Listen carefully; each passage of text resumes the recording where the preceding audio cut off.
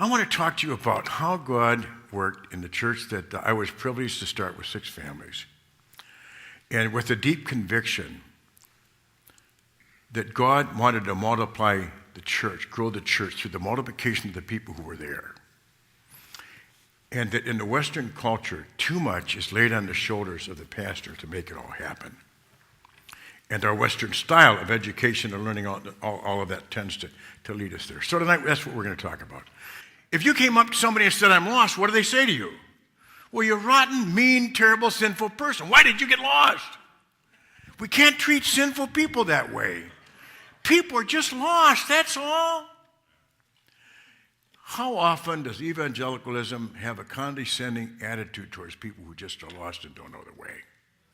Pastors and leaders, I think your primary task is, and I want you to look at each other and read it. Pastor and leaders and churches, your task is to what? Develop a pray, care, share culture. If this is a strategy you choose to use, I think it's just a simple, practical way to help people do it.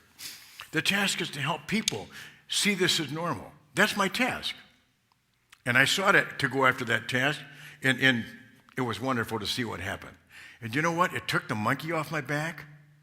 We have a culture that puts so much of the pressure on the pastor to make it all happen, everything. I mean, Peter Drucker. Remember Peter Drucker? Not around anymore, but I was with Peter Drucker one time. We said, you know, Larry, the toughest leadership job in America is pastor of a larger church because he wears all these hats. A business leader doesn't have to do that.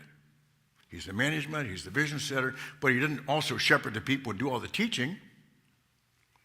So I think that's the task, and that's what we're going to talk about the rest of the evening here. The other thing is that if that's happening, followers of Christ, here's the litmus test. Followers of Christ personally live a pray, care, share lifestyle. They're doing it. That's the litmus test. Can you imagine what would happen if in your church, 70% of the believers were just saying, this is part of my DNA now. I pray for people by name to know Jesus around me. And I just look for ways to serve people. And when the time's appropriate, I just want to share in whatever way I can and encourage them towards God, towards Christ. Can you smile? Can you imagine what would it be like if 80% of the people in the church were like that? Tell me, is that normal? I think it should be normal. Okay. Now, I want to teach you a very fundamental principle that's quite complicated, but I'd like to share it with you, and it's this. See if you can repeat this. It's a very difficult phrase, but are you ready? You might want to write it down so you can say it right. Say it after me. Wait. Sheep produce sheep. Shepherds take care of sheep. Now, what's that mean? Shepherds can't produce sheep.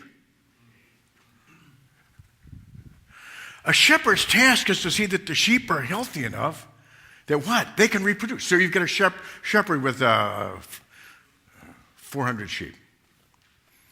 No lambs happen this year. No lambs happen next year. What's the shepherd saying? Well, this is normal in our culture. Is that what he's saying? He's saying, I'm going to be out of a job, and this isn't working. Something's desperately wrong with the DNA around here. Something, right? You're not smiling. I thought you'd like that. I thought that was a good... I came to the conclusion that it was not my task as the pastor, although I have a heart of evangelism, to win everybody in the Canal Valley to Jesus. I came to the conclusion that even though I had a calling and a gift of evangelism, that if it was really going to happen, it was going to happen because I help people to be prepared to multiply their life in others. Now, God opened up something to me with my daughter that I hadn't seen in clarity. I thought about it just from the standpoint of the pastor. But what joy is being robbed from people in the church who live a lifetime in the church and feel like they're learning and they're disciplined and they're good Christian people, but never have the joy of birthing someone else in Jesus. And I'll tell you something else. When a mother gives birth to a child, she has not only a change with mammary glands, but she has an instinct to nurture and care for that child. I got mad a few years back in the church when I was winning a lot of people to Jesus, so-called, and nobody in the church gave a rip about those people. I don't mean that. That was overstatement. But people didn't care about him, and one day the Lord said, why should they care about him? You're the one who brought them into the world. Why don't you let them bring people into the world of God, God's world, and see what happens? Aha! I think there's something wrong with the DNA in the American church. Anybody agree with that? How about some stem cell research? Do we have an infertility problem? I think so. Premature menopause problem. Okay, never mind, I won't go there. Okay. But we've got a problem with this. What would happen if something could happen to change the DNA church so that reproduction became natural and normal?